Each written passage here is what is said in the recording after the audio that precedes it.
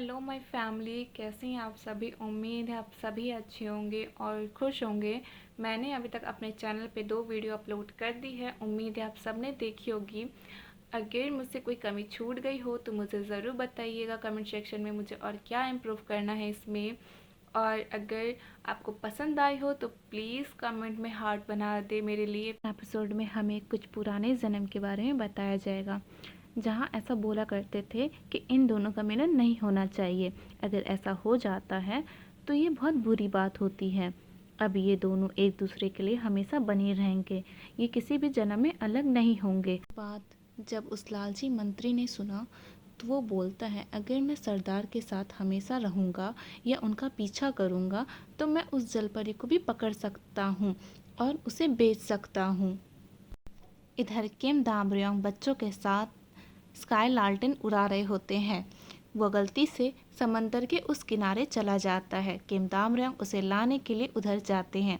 वो लालटेन जमीन पे गिरा होता है और उसके पीछे जलपरी होती है। किम दामरियोंग कहते हैं, मुझसे डरो मत, मेरे सामने आओ। तभी वह जलपरी उसके सामने आती। किम दामरियोंग जलपरी को सामने देख पूछता है, क्या तुम अब ठीक हो। जलपरी कहती है, हाँ मैं ठीक हूँ। किम दामरियोंग पूछता है, क्या तुम्हें इंसानी भाषा आती है। जलपरी कहती है, हाँ मुझे आती है।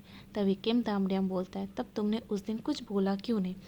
जलपरी कहती है, मैंने उस दिन बोला था लेकिन शायद तुमने कुछ सुना नहीं। किम दामरियोंग पूछते हैं, क्या इंसानों को जलपरियों की भाषा समझ आती है। तभी जलपरी कहती है, बरसों पहले एक लड़के को जलपरी से प्यार हो गया था। वह लड़का जलपरी के दिमाग को पढ़ सकता था और जलपरियाँ भी इंसानों का दिमाग पढ़ सकती है। किम दामरियोंग पूछता है, तो फिर उस लड़के का क्या हुआ। तभी जलपरी कुछ नहीं कहती तो किम दामरियोंग कहता है, क्या हम दोबारा मिलेंगे। तभी जलपरी कहती है, जब भी मैं इस आसमान पे ये रोशनी देखूंगी। तभी दूसरे ही दिन किम दामरियोंग बहुत सारे रोशनी आसमान की तरफ छोड़ता है। तभी जलपरी उस रोशनी को देख के समझ जाती है कि हमारी जल्द ही मुलाकात होने वाली है। किम दामरियोंग उससे मिलने उस समंदर पे आता है अकेली। तभी वह जलपरी बाहर निकलती है किम दामरियोंग से मिलने।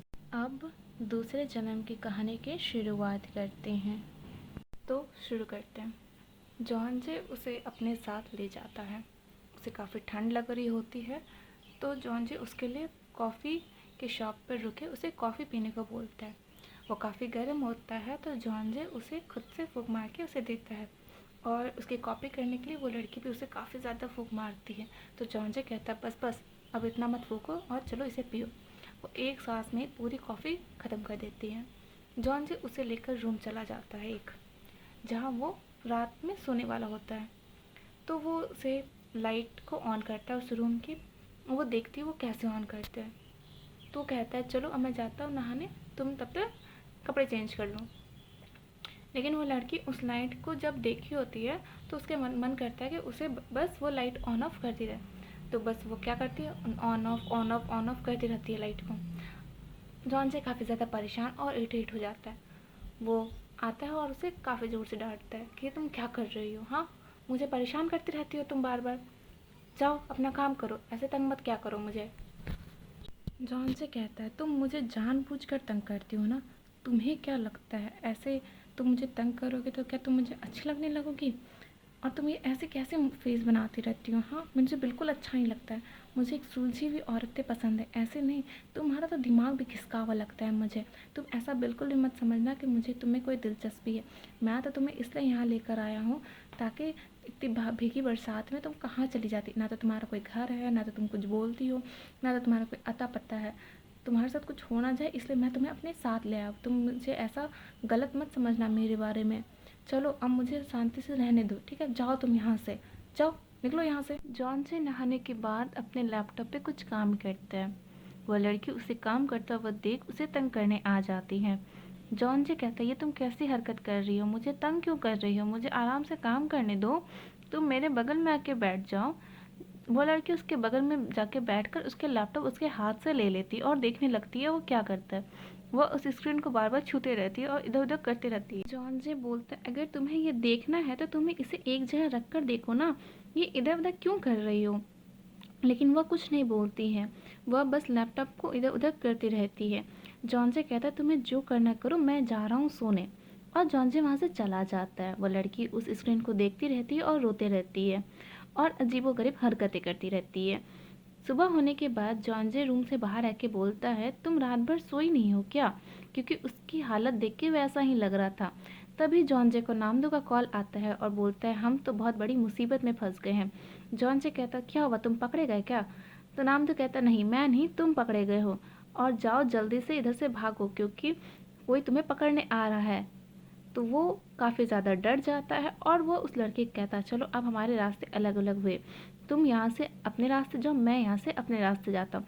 जॉन जे काफ़ी तेज़ी में अपना बैग पैक करता है और वहाँ से भागने की कोशिश करता है। जॉन जे वहाँ से भाग गया था और वो वापस भी वहीं आ जाता है क्योंकि सारे लोग उसके पीछे पड़े हुए थे। जॉन जे किसी भी तरह वहाँ से भागने की कोशिश करता है तो वो अपने दिमाग में कुछ आइडिया सोचता है कि वो वहाँ से कैसे निकले।